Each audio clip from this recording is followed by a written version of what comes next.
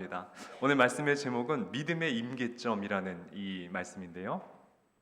한 청년이 있었어요. 한 청년이 있었는데 청년의 때 굉장히 불안 시간을 보내게 됩니다. 어머니가 께서 결핵으로 돌아가세요. 그리고 아버지는 굉장한 부자 지주였는데요. 근데 아버지가 이 농노들의 원한 때문에 이 죽임을 당하게 됩니다. 사형을 당하게 돼요. 근데 그 모습을 이 아들이 그걸 목격하게 됩니다. 그래서 그 충격으로 이 아들이 간질병에 걸리게 돼요. 평생을 그 간질병으로 고생하게 되는데, 그리고 이 청년이 나이가 좀 시간이 지나서 공병대 장교로 입대하게 됩니다. 그리고 거기서 이 사회주의 혁명을 꿈꾸면서 비밀 조직에 가담하다가 붙잡히게 되죠. 그리고 사형 언도를 받게 됩니다. 근데 사형 직전에 바로 이 황제의 이 명이 떨어져서 그가 사형은 간신히 면하게 되고 대신에 시베리아 수용소로 거기 유영을 떠나게 됩니다. 거기서 강제 노동을 하게 되는 것이죠. 그래서 이제 기차를 타고 시베리아 수용소로 가고 있는데 기차가 중간에 쉴 때에 잠깐 정착했을 때에 한 독일 여성으로부터 성경책 한 권을 받습니다. 뭐 받으려 받은 것도 아니었겠죠. 그냥 뭐 주니까는 그냥 받은 것이었는데, 그러면서 그걸 가지고 이제 수용소에 들어가게 돼요. 근데 시베리아 수용소 말만 들어도 무섭지 않습니까? 차라리 죽는 게 더 나을 것 같다는 그런 얘기가 있을 정도로 이 수용소의 생활은 너무나 어렵고 힘들었대요. 정말 고통의 순간순간들이었대요. 근데 이분이 거기서 이 성경을 읽으면서 예수님을 깊이 체험하게 됩니다. 정말로 만나게 되는 거예요. 그리고 이제 오랜 시간이 지나서 이 수용소에서 풀려나게 되고 다시 이제 고향으로 돌아와서 글을 쓰게 됩니다. 이야기 잘 아시죠? 이 글이 바로 이 죄와 벌, 또 까라마조프가의 형제들, 바로 이 사람은 도스토옙스키라는 이 러시아의 문호인 것이죠. 이 도스토옙스키가 참 잘한 것이 무엇이냐면은 두 가지 사건을 얘기하고 있어요. 이 평론가들이 바로 성경책을 받은 사건과 그리고 시베리아에서의 그 수용소의 생활을, 그 두 가지를 그의 인생에서 가장 중요한 사건들로 보고 있습니다. 그런 기독교 세계관, 그것이 그의 글 속에서 나타났던 이유는 그가 고난의 때에 예수님을 깊이 체험했기 때문이라는 것이에요. 또 예수님만 만났다고 그것이 끝나는 것이 아니라 그런 시간들을, 양적인 시간들을 채워왔을 때에 거기서 변화의 질적인 사건이 드러났다는 것입니다. 그래서 우리는 이걸 갖다가 크로노스의 시간을 거쳐서 카이로스의 시간으로 바뀌어졌다, 이렇게 얘기를 하거든요. 이 시간의 개념 가운데 우리가 잘 알다시피 히랍의 시간 가운데는 이 크로노스와 또 카이로스가 있지 않습니까? 많이들 아세요. 이 크로노스는 양적인 시간입니다. 오늘 우리가 5시 반에 예배를 드렸고 또 8시에 출근하고 이런 어떤 지나가는 양적인 시간들은 크로노스라고 하죠.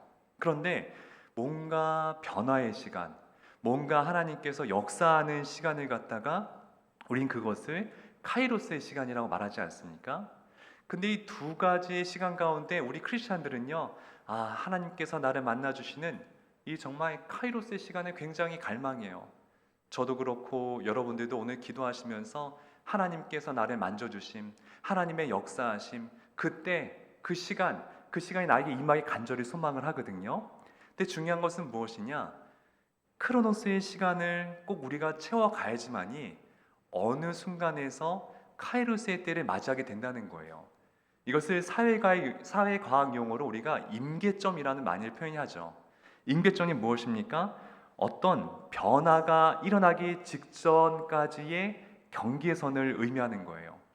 그래서 여기까지 쭉 가야지만이, 그 선을 넘어야지만이 어떤 변화의 시간이 우리에게 도래한다는 것이죠. 그래서 우리가 물을 많이 얘기를 합니다. 자, 물이 99도까지는 끓지 않다가 드디어 100도가 되었을 때 이제 물이 끓게 되는데, 거기서 중요한 게 무엇인지 아십니까? 그 변화가 액체가 바뀌어서 기체로 전환이 된다는 거예요. 전혀 다른 성질의 모양으로 변화가 된다는 거예요. 하나님의 영적인 세계가 이렇다는 것이에요. 우리가 하나님의 시간 가운데 있을 때에 하나님의 임계점, 믿음의 임계점, 카이로스의 때가 된다 그러면은 전의 상황과 전혀 다른 것이 우리에게 펼쳐진다는 것이죠. 그래서 우리에게는 두 가지의 시간이 다 필요합니다.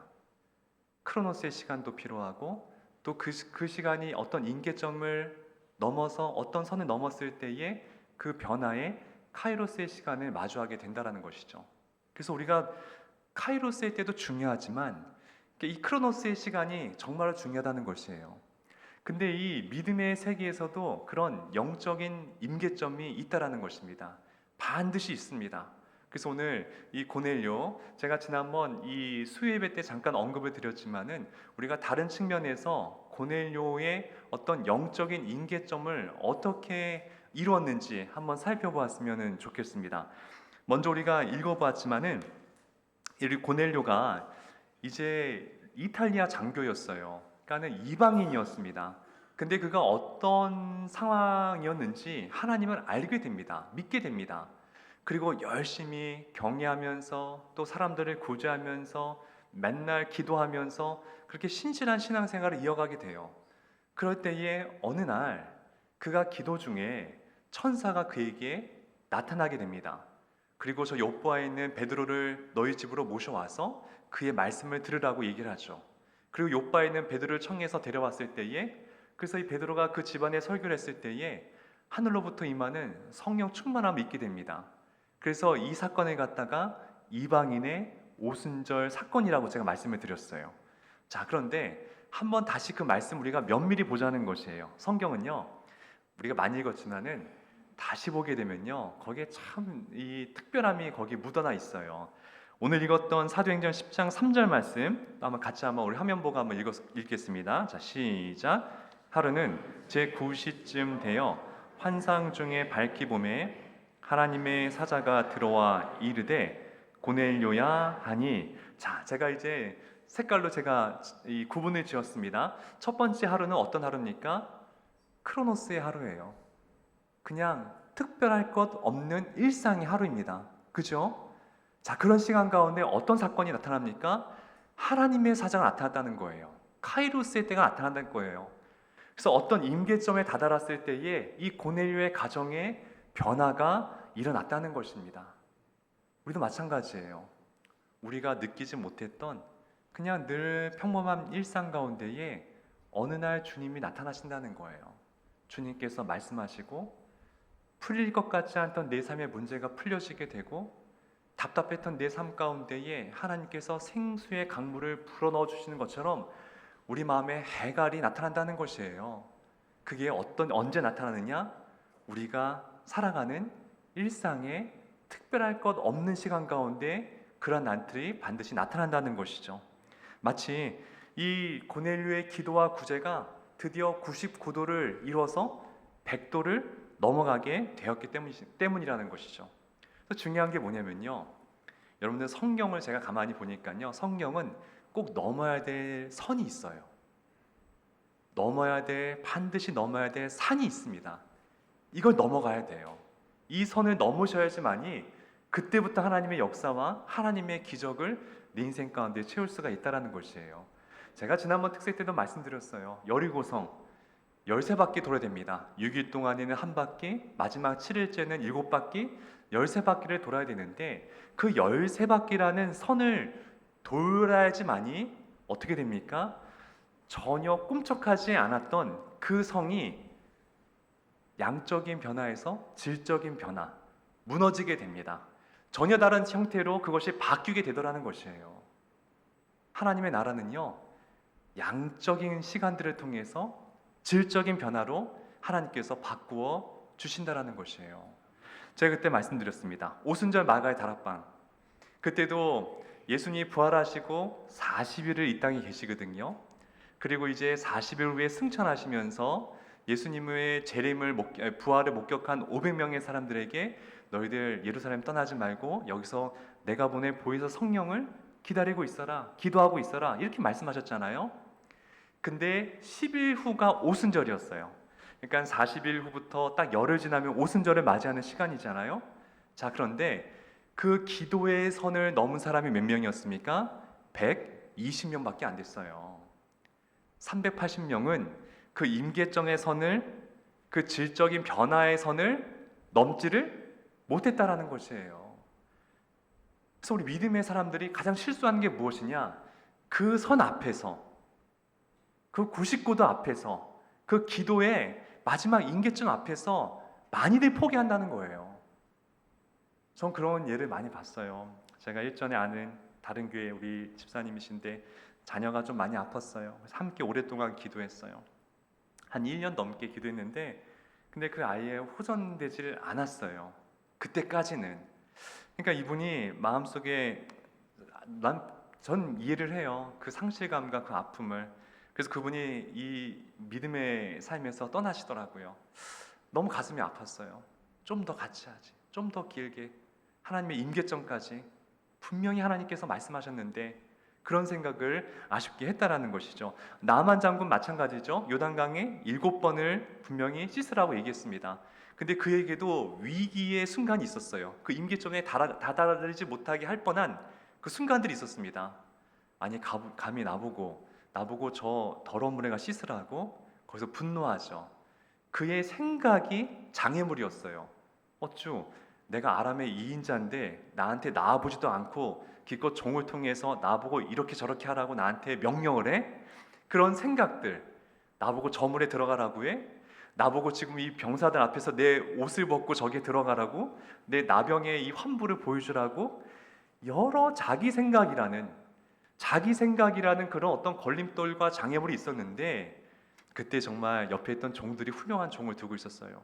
아버지시여 주인님이시여 우리가 더한 것도 시키면은 우리가 하지 않겠습니까? 그깟 목욕하는 게 그게 무슨 큰일이겠습니까? 종들이 만류하잖아요. 그때 나만의 아름다움이 거기에 있거든요. 그 생각을 내려놓습니다. 결국은 그 선에서 이렇게 갈팡질팡하다가 결국 그 선을 넘었다는 것이에요. 그게 나만 장군의 정말 믿음의 정말 귀한 승부수였다는 것이에요. 그래서 여러분들 때가 있어요. 저는 그것을 너무나 많이 경험하고 너무나 많이 목도했기 때문에 제가 분명히 말씀드릴 수 있습니다. 예수님께도 말씀하셨어요. 예수님께도 어떤 이 양적인 시간에서 질적인 시간으로 바뀔 때에는 때가 있어야 된다. 때가 차야 된다.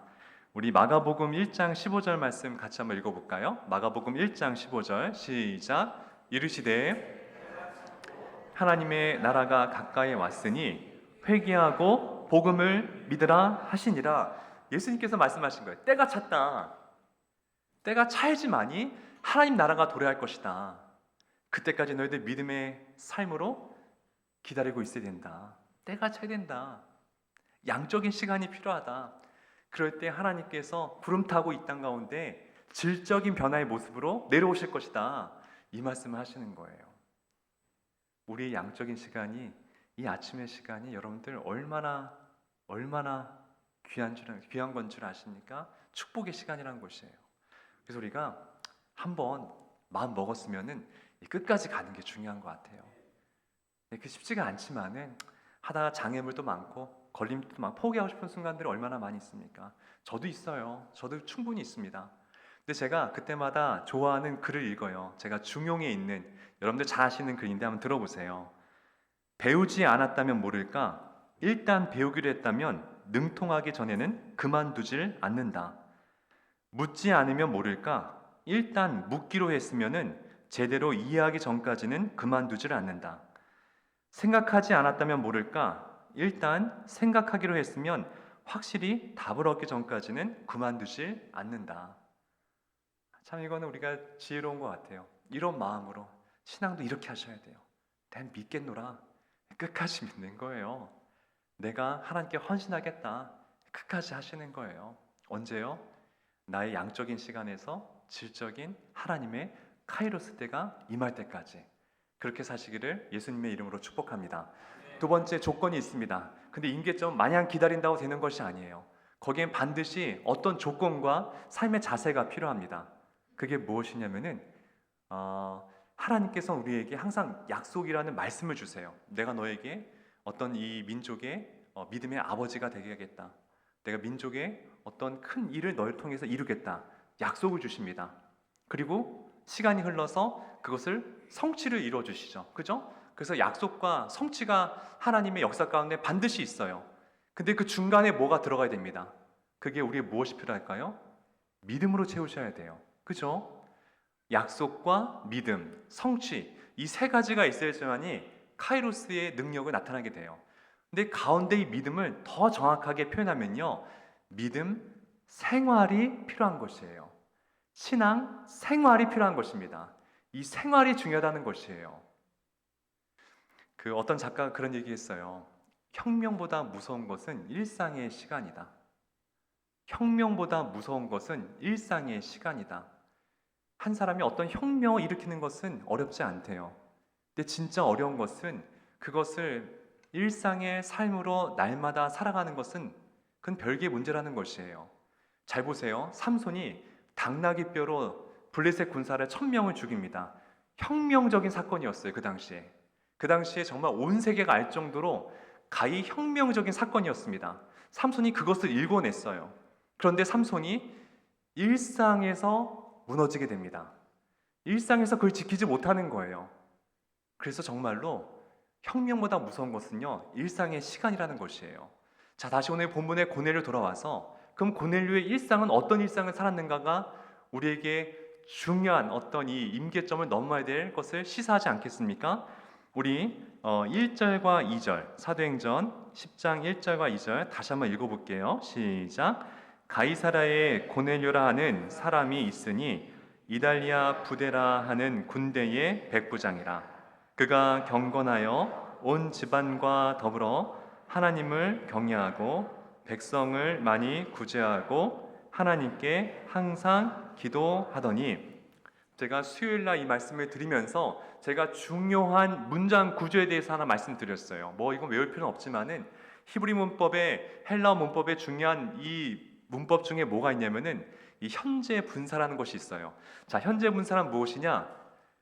과거에 어떤 내가 선택했던 어떤 결정했던 일이 있다고 생각합시다. 그러면은 그 일을 내가 결정을 했으면은 지금 현재까지 그러한 삶을 살아가고 있는 것이 현재 분사라는 것이에요. 자, 고넬료가 어느 시점에서 하나님을 믿었어요. 그리고 나서 그가 무엇을 하느냐? 경건하게 살아갑니다. 이웃들에게 구제를 하며 살아갑니다. 항상 기도를 하며 살아갔다는 것이에요. 그것을 매일매일 반복해서 지금까지 이어왔다라는 것이에요. 비가 오나 눈이 오나 내가 필요할 때만 기도한 것도 아니고 내가 기분 좋을 때만 남들에게 구제한 것도 아니고 항상 날마다 그 삶을, 그 빈틈을, 그 약속과 성취 사이의 여백을 날마다 그걸로 채워왔다는 것이에요. 그래서 중요한 것이 무엇이냐? 일상의 어떤 믿음, 생활이 중요하다는 것이에요. 한 번의 신앙이 중요한 것이 아니에요. 한 번의 헌신, 한 번의 불같은 믿음이 중요한 것이 아니라 사실 그 뒤에가 더 중요해요. 그것을 생활화하는 것, 믿음을 날마다 가꾸어 가는 것이 중요하다는 것입니다. 하나님은 그 고넬료의 그것을 보는 것이었어요. 자, 아브라함의 생활 가운데도 믿음의 임계점이 있었어요. 아브라함의 믿음의 임계점, 정말로 복의 근원이 된 순간이 언제였냐면은 아들 이삭을 바친 사건이었죠. 모리아 산에서 아브라함은 다시 태어나게 됩니다. 자, 그런데 거기서 중요한 말씀이 등장해요. 창세기 22장 12절 말씀인데요. 같이 한번 읽어볼게요. 여기서도 한번 어떤 게 임계점의 시간인지 한번 보시기 바랍니다. 시작. 사자가 이르시되 그 아이에게 내 손을 대지 말라. 그에게 아무 일도 하지 말라. 내가 내 아들 독자까지도 내게 아끼지 아니하였으니 내가 이제야 내가 하나님을 경외하는 줄을 아노라. 자, 천사가 얘기하죠. 너가 이제야 이제 됐다라는 것이에요. 너 99도까지 너의 믿음이 올라왔다. 너의 기도가 올라왔다. 하나님께서 이것을 이제 판명해 주는 시간이라는 것이죠. 그러면 하나님께서 아들을 주겠다 말씀하시고 성취하기까지 그 25년의 시간을 아브라함 무엇으로 지켜냈느냐? 순종의 생활로 지켜냈다는 것이에요. 그 25년의 간을. 물론 아브라함이 흔들릴 때도 있었고 또 하나님 말씀에 뭐 좀 약간 좀 흔들림이 있었지만은 그는 끝까지 그것을 부여잡고 25년을 믿음의 생활로 이 말씀과 언약 사이를 채워왔다라는 것입니다. 그래서 생활이 중요한 거예요. 일상이 중요한 거예요. 이 룻기에서도 그런 게 나옵니다. 이 성경에서 이방 사람의 이름으로 이 성경 이름을 지은 것은 룻기 하나밖에 없습니다. 그만큼 유대인들도 하나님도 이 이방 여인의 믿음을 크게 보신 것이었죠. 그가 이제 남편도 먼저 떠나게 되고 시아버지도 떠나게 돼서 사실 모압 땅에 그냥 남아 있어도 될 뻔했는데, 그가 나오미 자신의 시어머니를 따라서 베들레헴으로 역이민을 하게 됩니다. 근데 단지 그냥 어머니가 측은해서 따라온 것만은 아니었어요. 이 룻이 얘기하죠.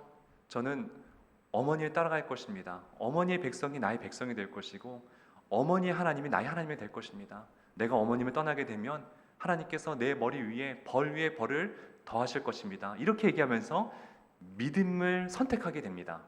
참 중요한 고백이에요. 그리고 나서 그녀가 이제 뭐라도 해야 되니까 그냥 땅에 떨어져 있는 벼이삭을 주워오겠다고 얘기를 합니다. 자, 그때 누굴 만납니까? 이 성경에서 정말 멋진 이 왕자 같은 분을 만나죠. 보아스를 만나게 돼요. 드디어 그 믿음의 임계점에 다다랐을 때에 거기서 카이루스의 때를 맞이하게 됩니다. 우리 룻기 2장 3절 4절 5절 한번 읽어볼게요. 시작.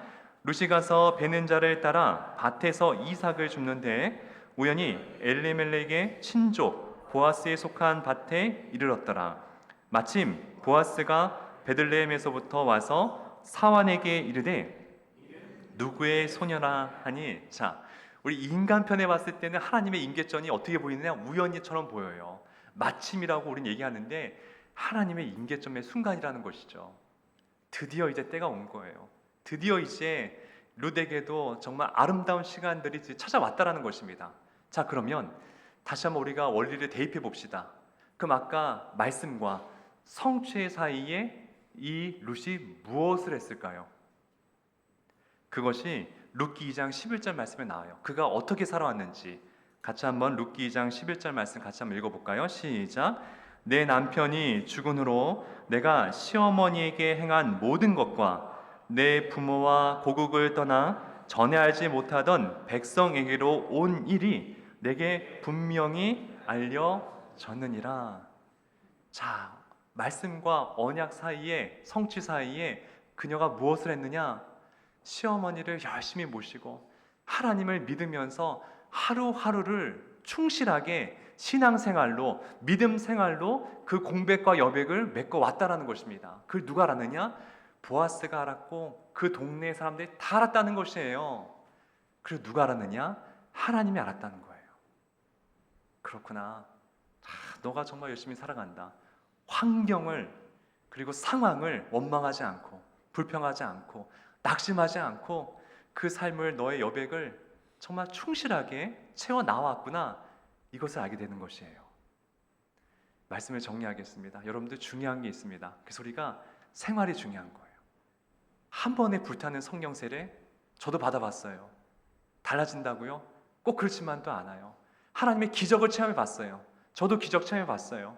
달라졌다고요? 그렇지 않더라고요. 그게 중요한 게 아니더라고요. 진짜 중요한 것은 일상의 매일매일의 시간과 분과 초가, 그게 더 기적 같은 시간이었고 그게 더 중요하더라고요. 낙심될 때도 있고 힘들 때도 있지만은 포기하지 말라는 것이죠. 우리 누가복음 18장 1절 읽고 같이 마쳤으면 좋겠습니다. 예수님께서 오늘 이 아침에 저와 여러분들에게 주시는 음성으로 우리가 받았으면 좋겠습니다. 같이 읽겠습니다. 시작. 예수께서 그들에게 항상 기도하고 낙심하지 말아야 할 것을 비유로 말씀하여. 낙심하지 마십시오. 오늘의 어떤 변화가 없다 할지라도 걱정하지 마십시오. 반드시 주님께 상달될 때가 있을 것입니다. 그런 변화와 임계점의 시간이 속히 우리 삶 가운데 찾아오시기를 좋으신 예수님의 이름으로 축복하고 축원드립니다.